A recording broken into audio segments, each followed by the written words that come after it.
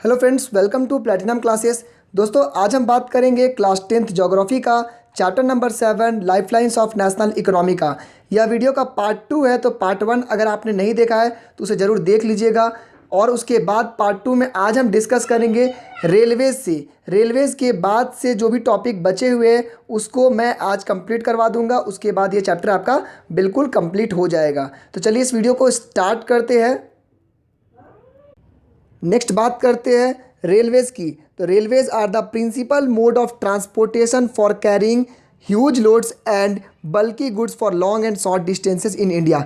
India में छोटे से छोटा डिस्टेंस, बड़े से बड़ा डिस्टेंस में सामान अगर आपको बहुत ही ज़्यादा बल्की है, बहुत ज़्यादा लोड है, उसे ले जाने के लिए रेलवेज़ का इस्तेमाल किया जाता है। जैसे कोल्स, मिनरल्स, अभी भी इसको ले जाने के लिए रेलवे का हम लोग इस्तेमाल करते हैं। रेलवेज़ को टोटल 16 जोन्स में डिवाइड किया गया है। इंडियन रेलवेज 16 जोन्स में अपना काम करती है। ठीक है, रेलवेज़ का क्या क्या फ़ायदा है वो तो आपको पता है, आराम से लिख सकते हैं कि रेलवेज़ थोड़ा चीपर होता है, एक साथ आप बहुत सारे सामान को एक जगह से दूसरी जगह ले जा सकते हैं। ये सारी बातों को आप रेलवेज़ में लिख सकते हैं। और अब बात करते हैं रेलवेज़ का प्रॉब्लम। तो रेलवेज़ का सबसे बड़ा प्रॉब्लम है कि many passengers travel without tickets. बहुत सारे पैसेंजर्स है विदाउट टिकट जाते हैं। दूसरा प्रॉब्लम है constructions of bridges are required on the rivers. River में अगर आपको रिवर के ऊपर से चलाना है ट्रेन को तो आपको ब्रिजेस बनाना है। ब्रिज बनाने में आपको बहुत ज़्यादा मेहनत लगता है, उसको बनाने में बहुत ज़्यादा समय और पैसा का खर्च होता है। उसके बाद क्या प्रॉब्लम है रेलवेज़ में, हिमालयन रीजन्स जो है, जो आपका माउंटेन वाले रीजन है, अनफेवरेबल जो कंडीशंस है उसमें रेलवे ट्रैक बनाना बहुत ज़्यादा मुश्किल हो जाता है। बहुत सारा जो पहाड़ी इलाका है उसमें रेलवे नहीं चल पाती है क्योंकि उसके में ट्रैक बनाना मुश्किल होता है। उसके बाद एक और प्रॉब्लम है, it is difficult to lay railway lines on sandy plains. जिस जगह पर सैंडी एरिया है उस जगह पर रेलवे ट्रैक नहीं बिछ सकती है क्योंकि ट्रेन भारी होता है और वह आपका सैंडी एरिया में दब सकता है। ठीक है, समझ में आ रहा है। नेक्स्ट आते हैं पाइपलाइंस के ऊपर। तो पाइपलाइंस एक तरह का ट्रांसपोर्ट सिस्टम है जिसमें हम लोग पाइप बिछाते हैं एक जगह से दूसरे जगह पर, और उसमें बेसिकली फ्लूइड मटेरियल्स को हम लोग एक जगह से दूसरे जगह ट्रांसपोर्ट करते हैं। कुछ इंपॉर्टेंट चीज़ है जैसे कि वाटर हो गया, क्रूड ऑयल हो गया, petroleum product, natural gas, fertiliser, ये सारे चीज़ों को पाइपलाइन से हम लोग ले जाते हैं। ठीक है, पाइपलाइंस क्यों ले जाते हैं, इससे एक फ़ायदा क्या है, पाइपलाइंस अगर एक बार बिछाइएगा तो उसमें जो कॉस्ट लगेगा उसके बाद आपको दोबारा उसमें बार बार कॉस्ट लगाने की ज़रूरत नहीं पड़ती है। थोड़ी बहुत मेंटेनेंस लगती है, बाकी आप ज़िंदगी भर, सालों भर आप उसमें अपने सामान को एक जगह से दूसरी जगह भेज सकते हैं। ठीक है, 3 इंपॉर्टेंट नेटवर्क्स ऑफ पाइपलाइन है, उसके बारे में जान लीजिए। सबसे पहला है from oil field in upper Assam to Kanpur Uttar Pradesh. ये है, कुछ क्वेश्चन पूछा जाता है कि कानपुर उत्तर प्रदेश में ऑयल फील्ड से कहाँ से आता है, तो ऑयल फील्ड कहाँ पर है, असम में है। तो कुछ और पूछा जाएगा from Salaya in Gujarat to Jalandhar in Punjab, एक और नेटवर्क है। दूसरा नेटवर्क है from Hazira in Gujarat to Jagdishpur in Uttar Pradesh. Question कभी कभी पूछा जाता है हजीरा किस जगह पर है, तो गुजरात में है। तो ये सब आपको जब मैप वर्क करवाएंगे उसमें भी सारा चीज़ डिटेल में हो जाएगा। नेक्स्ट आते हैं वाटर वेज। तो waterways are the most suitable for carrying heavy and bulky goods. अगर आपको बहुत ज़्यादा सामान को, भारी मात्रा में सामान को एक जगह से दूसरी जगह पे ले जाना है तो उसके लिए वाटर वेज ज़्यादा अच्छा होता है। अगर आप एक कंट्री से दूसरे कंट्री पे सामान भेज रहे हैं उसमें भी वाटर वेज अपना रोल निभाता है। ठीक है, क्योंकि इंडिया से अगर आपको दूसरे देश में भेजना है तो आपके पास प्लेन के अलावा दूसरा वाटर वेज का साधन है। तो प्लेन महंगा है और उसमें ज़्यादा सामान जा नहीं सकता है, तो वाटर वेज में सामान भी ज़्यादा आ जाएगा और कॉस्ट एफिशिएंट भी पड़ता है। कुछ इम्पॉर्टेंट नेशनल वाटरवेज के बारे में पढ़ना है। सबसे पहला होता है नेशनल वाटरवे नंबर 1। इसके बारे में याद रखिएगा, नंबर 1 कहाँ पर है, the Ganga river between Allahabad and Haldia.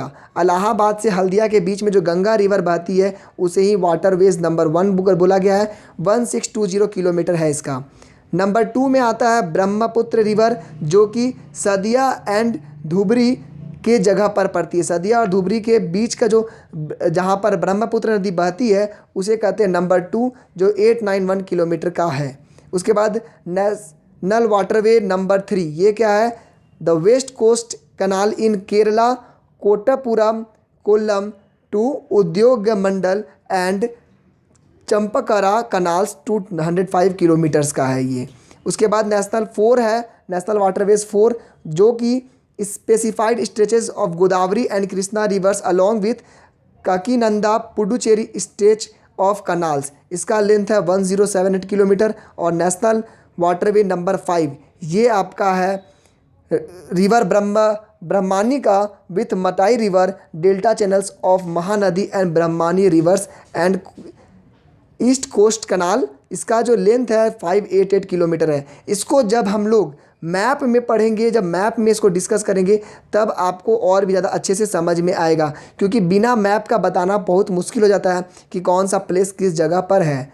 Next आते हैं मेजर सी पोर्ट्स के बारे में। देखिए सी पोर्ट्स का बारे में काम क्या होता है, अभी बताया वाटरवेज से हम लोग एक कंट्री से दूसरे कंट्री पर सामान ले जाते हैं, तो सी पोर्ट्स का भी बहुत ही बड़ा रोल होता है ताकि एक जगह से दूसरी जगह सामान जा सके। तो वेस्टर्न कोस्ट देखिए इंडिया में 2 कोस्ट है। ये साउथ पार्ट की बात करें तो यहाँ पर आपका ईस्ट होता है और ये आपका होता है वेस्ट। तो ईस्टर्न कोस्ट यहाँ पर हो गया, वेस्टर्न कोस्ट यहाँ पर हो गया। तो पहले बात करते हैं वेस्टर्न कोस्ट में। तो वेस्टर्न कोस्ट में कौन कौन से पोर्ट्स आते हैं?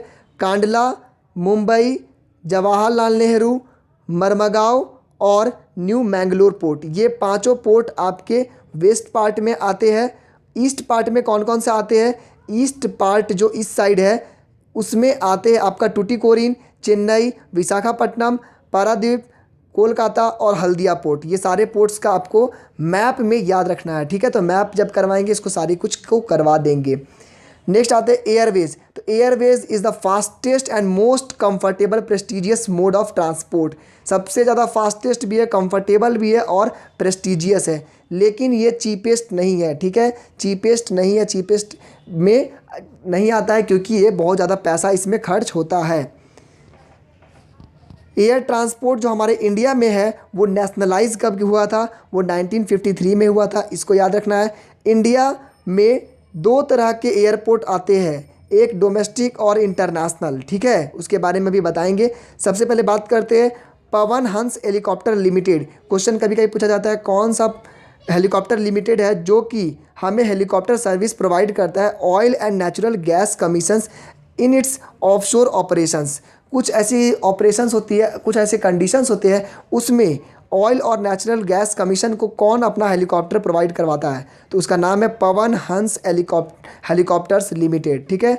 इंडिया में 2 तरह के एयरपोर्ट्स हैं, इंटरनेशनल, डोमेस्टिक। इंटरनेशनल मतलब एक कंट्री से दूसरे कंट्री, जैसे कि मुंबई हो गया, जैसे कि दिल्ली हो गया, चेन्नई हो गया। यहाँ का एयरपोर्ट में विदेशों से भी प्लेन आता है और उस एयरपोर्ट से विदेशों में भी प्लेन जाता है। लेकिन डोमेस्टिक एयरपोर्ट क्या होता है? जो सिर्फ इंडिया का ही एरोप्लेन चलता है, यानी कि अपने एक स्टेट से दूसरे स्टेट में चलेगा। नेक्स्ट बात करते हैं कम्युनिकेशन की। तो कम्युनिकेशन मतलब आपको पता है अपनी बातों को एक जगह से दूसरी जगह पहुंचाना, या फिर आप किसी बातों को समझना, सुनना, इसी को कम्युनिकेशन कहते हैं।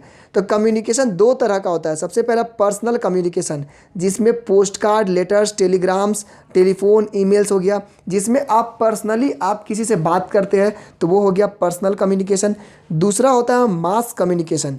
मास कम्युनिकेशन का मतलब होता है कि आप एक बार कोई बात को बताते हैं तो एक साथ लाखों करोड़ों लोगों के पास ये बात पहुंच जानी चाहिए, जैसे magazines, newspapers, radio, television, press, films. इसमें कोई भी न्यूज़ आती है तो एक बार लाखों करोड़ों जनता को मिल जाती है, इसीलिए इसे कहा गया मास कम्युनिकेशन। और पर्सनल कम्युनिकेशन का मतलब आप इंडिविजुअल लेवल पे जो बातें कर रही है उसको। तो कम्युनिकेशन में सबसे बड़ा रोल आता है हमारा इंडियन पोस्टल नेटवर्क का, क्योंकि देखिए सबसे पहले जब टीवी, आपके पास मोबाइल नहीं था, तब के ज़माने से इंडियन पोस्टल सर्विस था, जिस समय हम लोग लिखते थे लेटर, और लेटर से एक जगह से दूसरी जगह पर अपनी बातों को पहुंचाते थे। तो Indian postal service largest in the world है। वर्ल्ड में सबसे बड़ा पोस्टल सर्विस इंडिया के पास है, ठीक है। रेलवे भी इंडिया का सबसे बड़ा है और उसी तरह से पोस्टल सर्विस भी इंडिया का सबसे बड़ा है। तो जो पोस्टल सर्विस है वो 2 तरह का मेल्स को एक्सेप्ट करता है, 2 तरह से अपनी सामान को पहुंचाता है। सबसे पहला फर्स्ट क्लास मेल।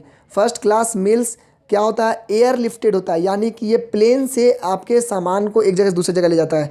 जैसे कि कुछ कुछ मेडिकल के सामान होते हैं, ब्लड जांच होता है, तो ब्लड जांच के लिए जो ब्लड का सैंपल होता है वो आपका फर्स्ट क्लास मेल में जाता है, वो आपका एरोप्लेन से जाता है। दूसरा आता है सेकेंड क्लास मेल, जिसमें आपके बुक के पैकेट्स हो गए, रजिस्टर्ड न्यूज़पेपर्स हो गए, पीरियडिकल्स हो गए और कुछ कुछ मेल्स हो गए, उन सबको सेकेंड क्लास में होता है, जिसमें कि ट्रेन से, आपके बस से, ट्रक से, इन सब से आपके मेल को एक जगह से दूसरी जगह ले जाया जाता है। ठीक है, नेक्स्ट बात करते हैं इंटरनेशनल ट्रेड के बारे में। तो इंटरनेशनल ट्रेड क्या होता है? सबसे पहले तो ट्रेड का मतलब होता है exchange of goods among peoples of state and countries is referred to as trade. Trade का मतलब होता है किसी सामान को एक जगह से दूसरे जगह पे एक्सचेंज करना, मतलब खरीद बिक्री का जो काम होता है उसे ही हम ट्रेड कहते हैं। और यही खरीदना और बेचने का काम अगर अलग अलग कंट्रीज़ में हो रहा है, 2 डिफरेंट कंट्रीज़ में हो रहा है, उसे कहेंगे इंटरनेशनल ट्रेड। इंटरनेशनल ट्रेड का मतलब होता है एक कंट्री से दूसरे कंट्री पे सामान बेचना और ख़रीदना। ठीक है, it is considered as the economic barometer for a country. Export and import are the component of trade. Trade का कंपोनेंट क्या है? सबसे पहले एक्सपोर्ट करना, अपनी सामान को दूसरे जगह भेजना, और इंपोर्ट करना, दूसरे के सामान को अपने जगह लाना। तो ये दोनों इसका कंपोनेंट होता है। ठीक है, बैलेंस ऑफ ट्रेड क्या होता है कि आप कितना एक्सपोर्ट किए, आप कितना इंपोर्ट किए, दोनों को माइनस कर देंगे, दोनों का डिफरेंस निकाल देंगे, तब निकलेगा बैलेंस ऑफ ट्रेड। मान के चलिए आप 10,000 रुपये का सामान भेजे हैं और 8,000 रुपये का सामान लाए हैं, इसका मतलब आपको 2,000 का सामान ज़्यादा ट्रेड कर चुके, तो ये हो गया आपका बैलेंस ऑफ ट्रेड, यही 2,000। अब आते 2 कंडीशन होता है, सबसे पहले फेवरेबल, दूसरा अनफेवरेबल। फेवरेबल बैलेंस क्या होता है? जब आपका एक्सपोर्ट ज़्यादा है और इम्पोर्ट कम है। जब आपका एक्सपोर्ट ज़्यादा है, यानी 10,000 का सामान बेचे और ख़रीदे 8,000 का, इसका मतलब आप फेवरेबल कंडीशन में, आप अच्छी कंडीशन में हैं। और जब इंपोर्ट बढ़ जाए, जब आप खरीदते ही हैं 10,000 का और खुद बेच रहे हैं 8,000 का, यानी 2,000 माइनस में जा रहे हैं, तो ये अनफेवरेबल कंडीशन हो जाता है, अनफेवरेबल बैलेंस ऑफ ट्रेड हो जाता है। ठीक है, नेक्स्ट आते हैं tourism as a trade. Tourism as a trade, देखिए अगर सामान तो बेचना भी एक ट्रेड है, साथ ही साथ जब लोग आपके पास आते हैं, जब टूरिस्ट लोग एक जगह से दूसरी जगह जाते हैं, वो भी एक तरह का ट्रेड होता है, उसमें भी खरीद बिक्री की एक तरह से संभावना होती है, उसको भी एक ट्रेड कहा जाता है। ठीक है, more than 15 million people are directly engaged in the tourism industry. Tourism industry में टोटल 15 मिलियन पीपल इंडिया में करीब करीब जुड़े हुए हैं, डायरेक्टली या इनडायरेक्टली। ठीक है, कहा जाए तो यहाँ पर डायरेक्टली शब्द का यूज़ किया गया, यानी कि देखा, अगर उसको ब्रॉड लेवल पे देखा जाए तो सभी कोई ट्रेड से जुड़े हुए हैं, 15 मिलियन करीब करीब। कैसे, उसको आप समझ लीजिए। मान के चलिए ये आपका ताजमहल है, तो ताजमहल के पास अगर कोई व्यक्ति सामान बेचता है या फिर वो फोटोग्राफी करता है, कुछ भी टूरिस्ट को गाइड करता है, तो वो भी डायरेक्टली टूरिज़्म ट्रेड से जुड़ा हुआ है। ठीक है, इम्पॉर्टेंस क्या क्या है? सबसे पहला इम्पॉर्टेंस हो जाता है नेशनल इंटीग्रेशन होता है, लोग अलग अलग जगह से एक दूसरे जगह जाते हैं तो दोनों में बातचीत होती है, दोनों में एकजुटता आती है। उसके बाद टूरिस्ट लोग जब आते हैं तो वहाँ पे कुछ सामान खरीदेंगे, जिससे लोकल हैंडीक्राफ्ट्स और कल्चरल परस्यूट्स होता है, यानी कि लोकल हैंडीक्राफ्ट्स को बढ़ावा मिलता है, वहाँ के जो कल्चर है उसको बढ़ावा मिलता है। उसके बाद इसका डेवलपमेंट पे बहुत बड़ा रोल होता है, क्योंकि जब किसी के बारे में बात करेंगे डेवलपमेंट की, तो उसमें कल्चर का डेवलपमेंट भी होना ज़रूरी है, हेरिटेज का डेवलपमेंट होना ज़रूरी है। तो इसको बढ़ाने के लिए टूरिस्ट जब आते हैं तो आपकी कल्चर को एक जगह से दूसरे जगह पे पहुंचाते हैं, आपके सामान को ख़रीदते हैं, आपके सिस्टम को समझते हैं, तो ये आपके लिए फ़ायदेमंद होती है। ठीक है, foreign tourist visit in India for heritage tourism. Foreign के जो लोग होते हैं वो क्यों आते हैं इंडिया में घूमने के लिए? वे लोग घूमने के लिए आते हैं कि आपका हेरिटेज कैसा है, आप कितने सालों से, पुराने सालों में किस तरह से आपने प्रगति की, किस तरह से आपका डेवलपमेंट हुआ, सब कुछ देखने के लिए। उसके बाद एडवेंचर करने के लिए आते हैं, इको टूरिज़्म होता है, कल्चरल टूरिज़्म होता है, मेडिकल टूरिज़्म होता है, बिजनेस टूरिज़्म होता है, यानी किसी भी पर्पज़ से आप एक जगह से दूसरी जगह घूमने जा रहे हैं, सब टूरिस्ट में आता है और उससे भी आपको बेनिफिट होता है। उससे क्या फ़ायदा है वो सब आपको अभी बता दिए। तो दोस्तों इसके साथ ही आपका यह वीडियो एंड होता है और आपको यह चैप्टर पूरा अच्छे से समझ में आ गया होगा, मुझे पूरी उम्मीद है। जिसको जिसको भी समझ में आ गया होगा प्लीज़ एक बार लाइक करके मुझे बताएं, इससे मुझे मोटिवेशन मिलेगी आने वाले समय में आप लोगों के लिए इसी तरह वीडियो बनाने के लिए। आज के इस वीडियो में बस इतना ही। Thank you and have a nice day.